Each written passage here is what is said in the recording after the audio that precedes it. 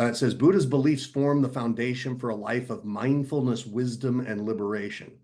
So one of his beliefs is that life involves suffering, understanding that suffering is an inherent part of life. Two, attachment causes suffering. So it's Buddha's belief that when we're attached to something, it causes suffering, especially because there's especially with we've got a future outcome if we're attached to that, and there's a disparity. We're codifying the disparity between where we are and between that which we quote unquote desire, and it's that attachment to that which we desire that causes suffering. But Buddha also says suffering can end. Liberation from suffering is possible through enlightenment. The Eightfold Path is the way. This is a practical guide to achieve enlightenment and to end suffering. Another belief of Buddha's is that all things are impermanent, that everything in life is transient and ever-changing. Another belief, there's no permanent self. The self is a collection of evolving experiences and not an unchanging identity.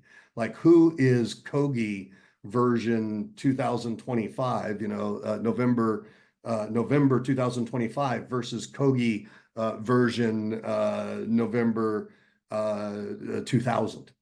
Who is Kogi? Who's Kogi become? That's an interesting thought.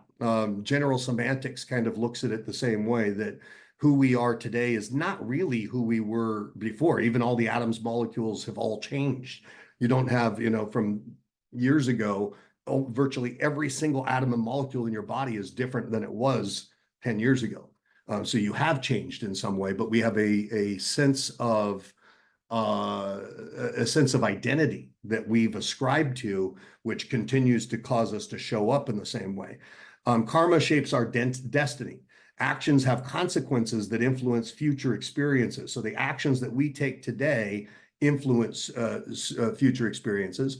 The interconnectedness of life. All beings are interconnected in the cycle of existence. Meditation leads to clarity. Deep mental focus fosters insight and peace. Detachment leads to freedom, letting go of desires. Now, this is interesting because you'll hear me talk a lot about desire, right? And this is paradoxical in that sense, because Napoleon Hill talks about desire and faith and the importance of both. And Napoleon Hill understands that the fuel in the engine is what drives all of your behaviors.